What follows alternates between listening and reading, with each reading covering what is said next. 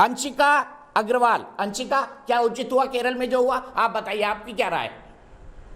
Sir, सबसे पहले तो थैंक यू सो मच कि आपने मुझे बोलने का मौका दिया। देखिए, सबसे पहले तो मैं आपसे एक यही बात कहना चाहूँगी कि कोरोना काल के चलते जिस तरह से सभी लोग दोबारा से लापरवाही की ओर रुख कर रहे हैं, मुझे नहीं लगता कि हमने दूसरी लहर से कुछ भी सीखा है। ये दूसरी लहर आने के पीछे भी यही कारण था कि हमारी लापरवाही हमने बहुत ज़्यादा बढ़ा दी थी और हम फिर से वही कर रहे हैं। वो भी तब कर रहे हैं जब देश में डेली के 35 से 40 हज़ार केस आ रहे हैं। और जिस तरह से आज सुप्रीम कोर्ट ने केरल सरकार को फटकार लगाई है, मुझे लगता है कि सिर्फ केरल सरकार को नहीं, बाकी और सरकारों को भी, और राज्य की सरकारों को भी इससे सीख लेनी चाहिए। और इस बात में तो मैं बिल्कुल उनके साथ हूँ, सुप्रीम कोर्ट के साथ, कि जो केरल की सरकार थी उसे अगर लॉकडाउन में छूट देनी भी थी तो धारा 144 को ध्यान में रखकर छूट देनी चाहिए थी और सिर्फ आवश्यक चीजों के लिए छूट देनी चाहिए थी।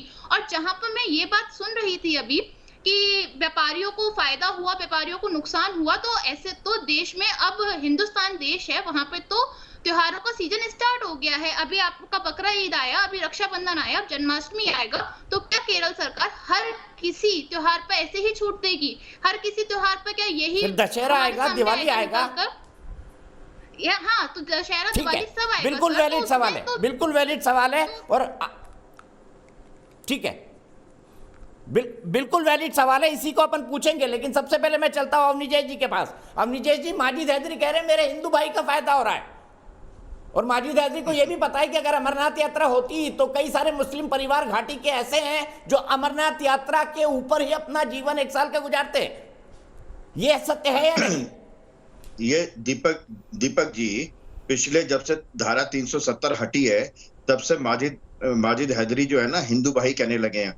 तब से ये कहने लगे मेरा देश। उसके पहले तो कहते थे तिरंगा नहीं, वंदे मातरम नहीं, राष्ट्रगान नहीं, तुम्हारा भारतवर्ष, गवर्नमेंट ऑफ इंडिया, ये सब कहा करते थे। तो धारा 370 हटने का सबसे ज्यादा प्रभाव तो मैंने माजिद हैदरी पे देखा है।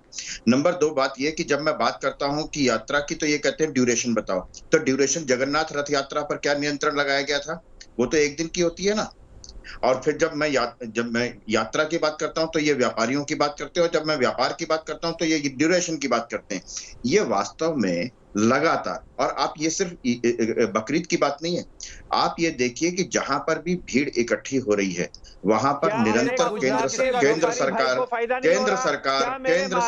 व्यापारी भाई को फायदा नहीं हो रहा? क्या मेरे बंगाली भाई को फायदा नहीं हो रहा? अगर मुसलमान शॉपिंग कर रहा है, क्या मेरे हिंदू भाई को लाभ नहीं हो रहा? क्या बात कर रहे हैं आप? माजिद, क्या ड्रामा कर रहे हैं आप यहाँ पे? हिंदू मुसलमान, मुझे आवाज नहीं आ रही माजिद तुम्हारी। माजिद, आपको नहीं आएगी, आपको सत्य की आवाज नहीं आएगी, आपको सत्य सुनने की आदत ही नहीं है, आपके कान में सत्य नहीं आ सकेगा।